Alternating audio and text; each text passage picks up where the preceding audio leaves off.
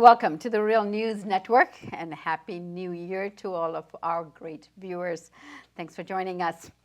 Economists for Rational Economic Policies in the UK has just released a report titled "The Cracks Begin to Show, a review of the UK economy in 2015. The report argues that the high expectations that were predicted for the UK economy, essentially that it is getting back to normal times and destined to continued economic growth, has not quite transpired. In reality, and despite some positive results, the number of those in some form of employment, for example, has gently deflated as 2015 progressed. Well, three of the contributors to the report are now joining us from London.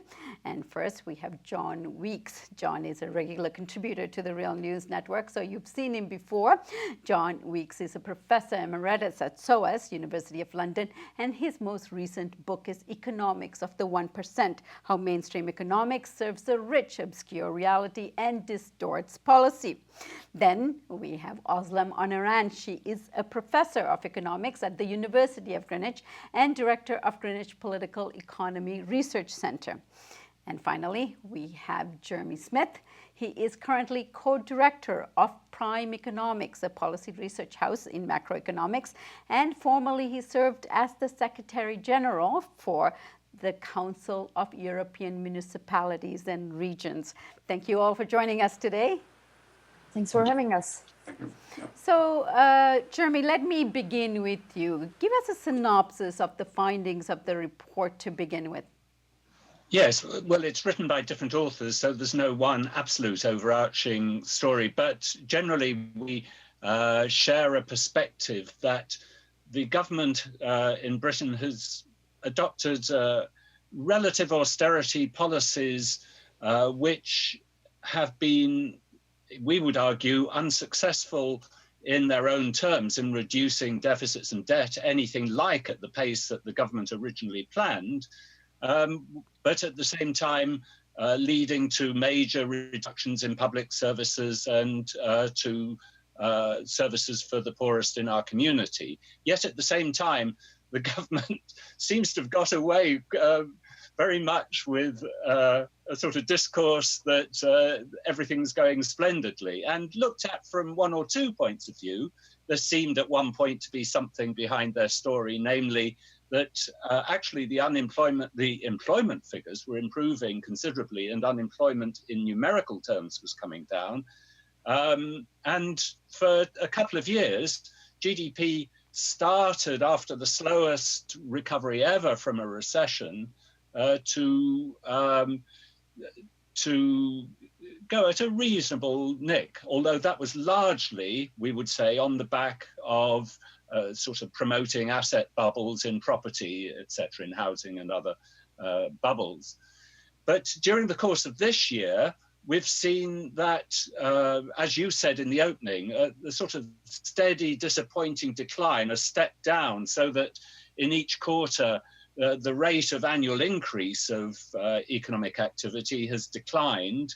At one time, it looked as though pay for the first time, real pay, that is after you allow for inflation, has been falling for 6 full years. But in the last year or 18 months, it's been starting to do a bit better, but even that has declined again. At the same time, monetary policy has been as easy as is almost possible to be. There are no signs at the moment that the Bank of England, unlike the Fed in the States, will risk increasing interest rates because the economy is still too frail.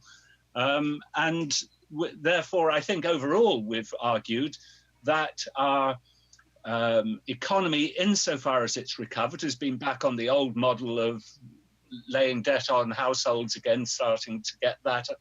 Let's dig into that with Özlem. Özlem, in this report, you argued what Jeremy just said, that growth in Britain is still based on shaky grounds, as it is driven by a major increase in private household debt and will remain fragile, you say, in any if, for example, an increase in interest rates were to occur, essentially that working people are obliged to rely on debt to maintain their living standards in this so-called slow growth period that we are going through. So why is that happening? Well, the rise in inequality and stagnation of wages have been one of the fundamental flaws of our economic model. This was one of the root causes of the Great Recession, and sadly, we are far from correcting this imbalance. And this is primarily due to a massive loss of bargaining power of the working people for 3 decades by now in Britain. If we look at real pay, it is still 9% lower compared to its peak in 2008. And of course, just as Jeremy has said, we have had the longest fall in real wages since the Victorian times. And waged and salaried people still are looking to a recovery in their incomes not much before 2017 or even 2018.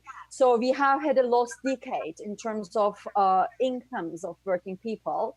The share of wage income and national income has decreased since the Great Recession. It's very unusual for recessions, for the wage share to decrease when there is a fundamental fall in productivity. This time around, both in Britain and the US, share of labor income and national income has been falling in the down cycle. And this is coming on top of 3 decades of fall in labor income. What our recent research at the Greenwich Political Economy Research Center, together with Thomas Ops, shows in Britain, as well as in the US and many of the major developed countries, if the share of labor income and national income falls, indeed growth rates decline. They become more unstable, more fragile, more based on debt accumulation by the households. And of course, it doesn't help private investment either. So we are seeing another very peculiar development with rising profitability, falling wages or stagnant wages. Private sector isn't investing. And this is why growth is based on shaky ground. So why should the investors invest when they see household consumption being based on very fragile, shaky, debt-driven grounds? There is not sufficient demand. The prospects for markets, the prospects for sales in the future is still uncertain and unreliable.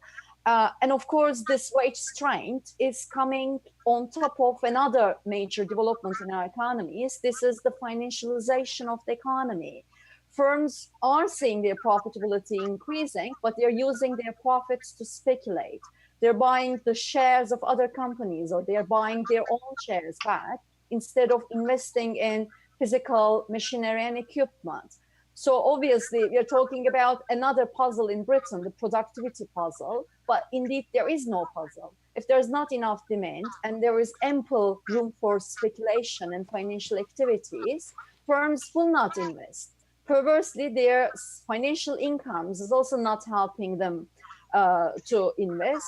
So overall productivity obviously doesn't increase in this environment. This feeds back to another fragility of the UK economy, the balance of payments deficit. Exports, particularly exports of manufacturing, is going very poor. And again, this is no surprise. If firms do not invest, if they don't increase their productivity, they will not be able to increase their exports just based on wage moderation. Because everyone else in the global economy is also doing the same. In particular, this concerted race to the bottom in labor income is removing any competitive advantage UK firms can get from wage moderation. They're left with low investment, low productivity, low exports, and all the fragilities are building on top of each other, just in the same way as it was before the crisis. John, let me get you in on this. Now, you in the report argues that the UK economy remains demand constrained and that government fiscal policy had made that straitjacket even tighter. What do you mean by that, and how does it transpire in the economy? Well, thank you. Yes. First, I should say that many of the things that Jeremy and Osmond said, particularly Osmond's discussion of wages, also would apply to the United States. I say that because what I'm going to say now also applies to the United States. The question you asked shows the one big lesson to come out of this year's fiscal policy by the Tory government, and that is a government cannot eliminate a fiscal deficit by cutting expenditure. And Americans, those of you who don't realize it by now, should realize it. You cannot, if you want to get rid of a deficit, you cannot do it by raising taxes and cutting. You cannot do it that way, because what happens is that reduces the aggregate demand in the economy. The economy goes slower because people can't sell businesses can't sell as many things as Oslam said.